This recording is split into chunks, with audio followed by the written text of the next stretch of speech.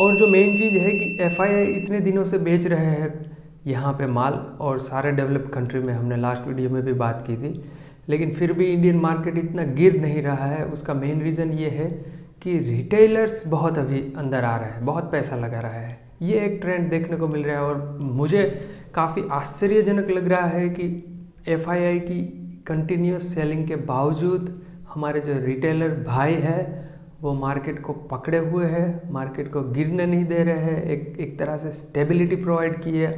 और मुझे लगता है ये भारतीय मार्केट के हिसाब से बहुत ही एक अच्छा पॉइंट है, पॉजिटिव है कि हम जो हमारे प्रधानमंत्री कहते हैं ना कि जो आत्मनिर्भर हम बन गए हैं। ठीक है, अभी तो मार्केट के केस में भी हम आत्मनिर्भर बन गए हैं।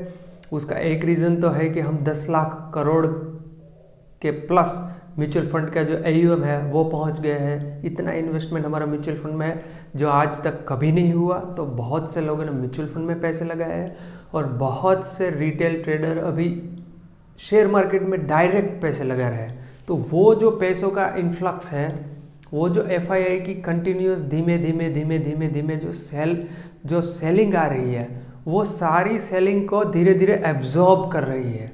ऐसा नहीं है कि पता नहीं चल रहा है, मार्केट नहीं गिर रहा है, पता चल रहा है। लेकिन जो पहले होता था कि जब एफआईआई सेल करके चले जाते थे 5 दिन में, तो मार्केट हमारा बिल्कुल गिर जाता था और फिर वहाँ से खड़ा करना बड़ा मुश्किल हो जाता था।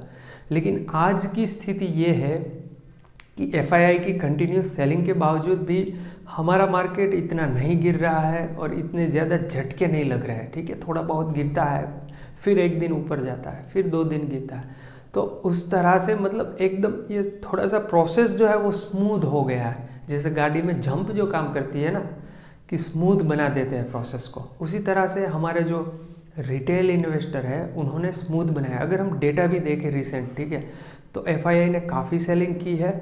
उसके बावजूद जो हमारे इंस्टीट्यूशन, जो हमारे डोमेस्टिक बायर है, उन लोगों ने भी उतनी बाइंग नहीं की कंपेरेटिवली, लेकिन रिटेल बाइंग का जो फ्लो है वो ज़्यादा है। डेटा भी यही सजेस्ट कर रहा है और हमें मार्केट में भी ये देखने को मिल रहा है कि लोग अभी अवेयर है, इन्वेस्ट कर रहे हैं। समझो इतना मार्केट गिरा तो अभी मुझे लोग मार्केट में जनरल ये चर्चा करते हुए दिख रहा है कि इस प्राइस से हमें ये स्टॉक लेना चाहिए कि नहीं, HDFC अच्छा है, मैं तो और लूँगा, और कई स्टॉक है। ठीक है, तो ये एक अवेयरनेस अभी दिख रही है, एक जो रिस्क एपेटाइट है वो दिख रहा है, एक वेल्थ क्रिएशन का एपेटाइट है जो डेवलप्ड कंट्री में है। समझो अमेरिका है तो उसका एक नेचुरल जो डेवलप्ड कंट्री की जो टेंडेंसी होती है, वहाँ के एक आम इन्वेस्टर की एक टेंडेंसी होती है, वो ये होती है कि मैं रिस्क लूँगा थोड़ा, I am willing to take risk. ठीक है, लेकिन मुझे ग्रोथ चाहिए, मुझे इसमें वेल्थ बिल्ड करनी है मेरी लाइफ में 5-10 साल में। ठीक है, मैं रिस्क लेने के लिए रेडी हूँ। अगर मुझे कल को लॉस भी आएगा, I am happy with that, मैं उसको सह लूँगा, लेकिन मुझे पैसे बनाने हैं। तो ये टेंडेंसी अभी इंडियन रिटेलर्स में भी देखने को मिल रही है और ये इंडियन इकोनॉमी के पर्सपेक्टिव से मुझे लगता है एक अच्छी खबर है। आने वाले समय में जो प्रधानमंत्री बोलते हैं हमारे कि हम $5 ट्रिलियन की इकोनॉमी बन जाएंगे, तो अगर इस तरह से पैसों का इन्फ्लक्स शुरू रहा, अगर पैसे आते रहे मार्केट में, तो ये मान के चलिए बड़ी जल्दी होने वाला है। ठीक है, तो ये एक अच्छी खबर है हमारे लिए। बात करते हैं बजट की। बजट में अभी कुछ इतना ज़्यादा एनालिस्ट का ये मानना है कि कोई इतना ज़्यादा चेंजेस हो ऐसा लग नहीं रहा है, कुछ बड़े उलटफेर हो, क्योंकि वैसे भी ये इलेक्शन का साल है तो कोई बड़े बदलाव एक्सपेक्ट नहीं कर सकते जो कॉरपोरेट सेक्टर को लेके या लोगों को लेके। हाँ, एक चीज़ हो सकती है, क्योंकि इलेक्शन का ईयर है तो पैसे आएंगे, मतलब जो सोशल वेलफेयर स्कीम है उसमें गवर्नमेंट पैसे डालेगी, और वो क्या करता है, एक नेगेटिव इम्पैक्ट ये आता है इकोनॉमी पे कि आपका जो डेब्ट है वो बढ़ जाता है, तो उसके लिए हमारी जो इकोनॉमिक रेटिंग है वो कम हो जाती है, और जो इन्वेस्टर का जो कॉन्फिडेंस होता है हमारी मार्केट पे वो थोड़ा कम हो जाता है, क्योंकि डेब्ट आपकी बढ़ जाती है तो आपका ग्रोथ कम रहेगा। लेकिन अगर इंडिया के पर्सपेक्टिव से बात करें तो वेलफेयर स्कीम में पैसा आएगा तो इकोनॉमी में पैसा आएगा, तो लोग स्पेंड करेंगे, मार्केट में ज़्यादा पैसा आएगा, पैसा घूमेगा, तो ओवरऑल थोड़ा अच्छा ही होगा। लॉन्ग टर्म में ख़राब है क्योंकि डेब्ट बनेगा, आपको वो पैसे वापस चुकाने भी है और वो ब्याज सहित चुकाने है, लेकिन वो लॉन्ग टर्म की बात है। अब शॉर्ट टर्म में ये पैसा मार्केट में आएगा तो थोड़ा बहुत अभी जो माहौल थोड़ा ठंडा है उसको थोड़ा ये चलाएगा, थोड़ी गर्मी देगा तो मार्केट थोड़ा चलेगा। राइट, थोड़ी स्पीड से चलेगा, थोड़ा आगे बढ़ेगा। तो ये मेरे ख्याल से हम एक्सपेक्ट कर सकते हैं कि थोड़ा पैसे डालेंगे गवर्नमेंट सिस्टम में, और क्योंकि अभी ज़रूरत भी है। तो दोनों चीज़ है, एक तो अभी इलेक्शन है और मार्केट भी धीमा है, तो दोनों आप एंगल से देखोगे तो पैसे आना अच्छी बात होगी, राइट। डेब्ट का तो देखा जाएगा, वैसे भी बहुत डेब्ट है यार, क्या करोगे, कितना आप टेंशन लोगे, पैसे लो, आराम करो, फेंको पैसे और मौज करो, राइट। यही अभी तो यही होना चाहिए, आगे का आगे देखा जाएगा। तो जो लेकिन एक इम्पोर्टेंट बात है, अगर कुछ शेयर मार्केट को लेके कोई भी पॉलिसी लेके आई गवर्नमेंट, ठीक है, इस बजट में, कि कोई टैक्स रिजीम या और कोई नियम या तो और कोई ऐसी चीज़ें जो कैपिटल मार्केट को इम्पैक्ट करती है, टैक्स रिलेटेड हो, जिसमें पैसा लगेगा, कॉस्ट लगेगा, तो मेरे ख्याल से मार्केट रिएक्ट करेगा और उसका इम्पैक्ट हमें देखने को मिलेगा। लेकिन अभी ये है कि सभी लोग बिल्कुल रुके हुए हैं, ठीक है। दूसरा एक जो चीज़ है वो है फेड की मीटिंग, ठीक है। तो फेड की जब तक मीटिंग नहीं हो जाती, लेकिन एक्सपेक्टेशन ये है कि कोई रेट कट नहीं होगा, ठीक है।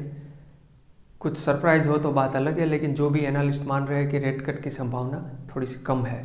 लेकिन जो उसकी कमेंट्री होगी, ठीक है, उस पर नज़र रहेगी कि वो क्या ऑब्जर्वेशन देते हैं, उस पर सारा आगे का मार्केट का जो व्यू है वो डिसाइड करेगा। इन्वेस्टर जो है, एफआईआई है, पैसे का क्या करेंगे, कहाँ पे लगाएंगे, नहीं लगाएंगे, कितना लगाएंगे, राइट। तो वो कमेंट्री बहुत इंपॉर्टेंट रहने वाली है। तो अभी एफआईआई भी वॉचफुल है और जो हमारे डोमेस्टिक है वो भी वॉचफुल है, क्योंकि वो बजट को लेकर, राइट। तो अभी एक अपॉर्चुनिटी है, अगर आपको लगता है कि आपके स्टॉक अच्छे हैं, या तो आपके पास जो स्टॉक है वो उस पर बजट का अच्छा इम्पैक्ट होगा, या जो आप जो कंपनी सोच रहे हैं कि वो अच्छी है, या तो आपको लग रहा है कि ये कंपनी अच्छी है, तो उस पर आप अभी इन्वेस्ट कर सकते हैं। क्योंकि बजट के बाद हो सकता है कि वो आपको 10% महंगी मिले वो कंपनी, क्योंकि यूजुअली अगर बजट आ जाता है और कोई इतना बड़ा अगर उस पर इम्पैक्ट नहीं होता, तो मार्केट 10% तो चली जाता है आपका जो स्टोर है, क्योंकि अगर अच्छी कंपनी होगी तो वो फटाक से आगे निकल जाएगी। तो अगर आप लॉन्ग टर्म इन्वेस्टर है और आपके पास कोई अच्छी है स्ट्रेटजी और अच्छी सिक्योरिटी है, अच्छी कंपनी है, तो this is the right time to invest. लेकिन एक बात ध्यान रखिएगा, अगेन कॉशियस रहिए, ज़्यादा पैसे मत इन्वेस्ट करिए, थोड़े थोड़े इन्वेस्ट करिए, धीरे धीरे करिए, ठीक है। एक साथ पैसे बनाने में मत जाइए। तो ये एक अपॉर्चुनिटी भी है और ये एक चैलेंज भी है, तो दोनों तरीके से आपको देखना होगा। लेकिन आपको पता है आपकी कंपनी अच्छी है तो अगेन आप कर सकते हैं, राइट। ये कोई रिकमेंडेशन नहीं है, ठीक है। कुछ भी करने से पहले अपने फाइनेंशियल एडवाइज़र की सलाह ज़रूर लें। अब एक बात करते हैं, रिटेल इन्वेस्टर जब मार्केट में आता है, रिटेल पैसा जब मार्केट में आता है तो वो बहुत आता है। अब मैं पर्सनली आपको बताऊं, मुझे लग रहा है कि अभी जो मार्केट है वो थोड़ा सा ओवरबॉट है।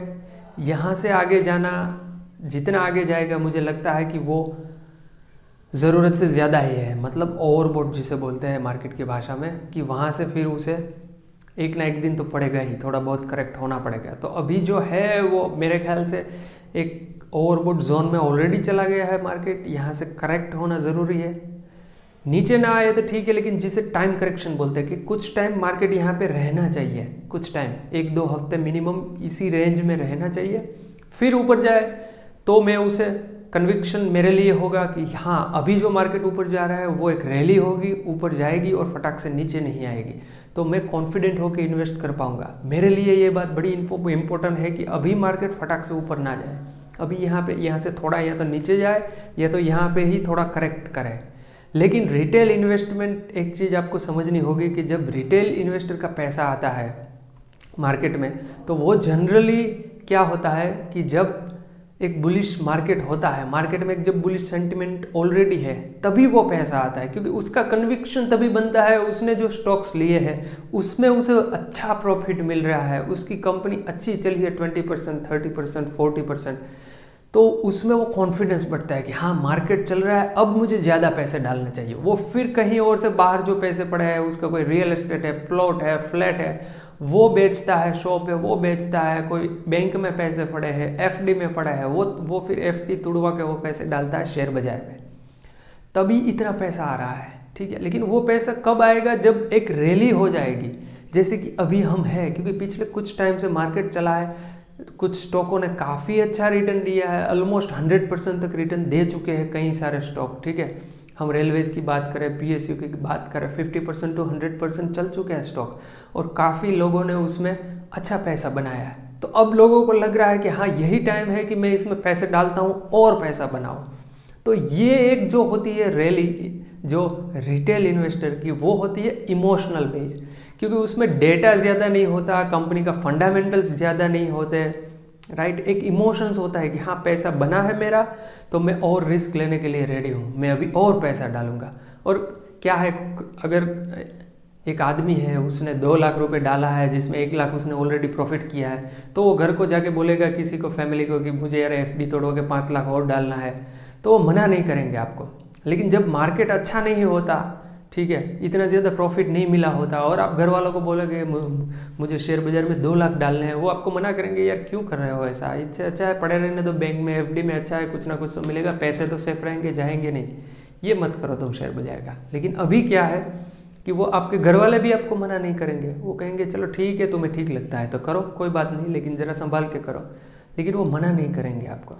तो यही चीज़ होती है जब एक रिटेल इन्वेस्टर के बलबूते पे कोई रैली होती है, ठीक है। यहाँ से FII के कोई पैसा नहीं है। अगर समझो बजट और फेड अगर अच्छा रहा, ठीक है, या तो रेट कट हो गए, या तो उसने कमेंट्री अच्छी की, और बजट भी जो एक्सपेक्टेड है वैसा ही रहा, राइट, तो फिर जब FII के पैसे आएंगे और रिटेल के पैसे, तो मैं बोल रहा हूँ मार्केट में आग लग जाएगी, ये बात तो तय है, ठीक है। तो इसीलिए बोल रहा हूँ, अगर आपको कोई कंपनी अच्छी लग रही है तो this is the right time, right. लेकिन लेवरेज मत ले, ज़्यादा इन्वेस्टमेंट मत करें, एक स्टॉक में फोकस मत करें, थोड़ा ध्यान रख के, कोशिश रख के आप अगर इन्वेस्टमेंट करोगे तो पैसा तो बनेगा, ठीक है। मार्केट पैसा देती है, और इससे ज़्यादा पैसा कोई दे नहीं सकता, ये बात भी सही है। तो आज तक इतना रखते हैं। अगर आपके कोई सुझाव है, या आपके कोई व्यू है, या आप कुछ प्रश्न पूछना चाहते हैं, तो कमेंट में ज़रूर बताएं, हम उसकी अगले वीडियो में चर्चा करेंगे। धन्यवाद।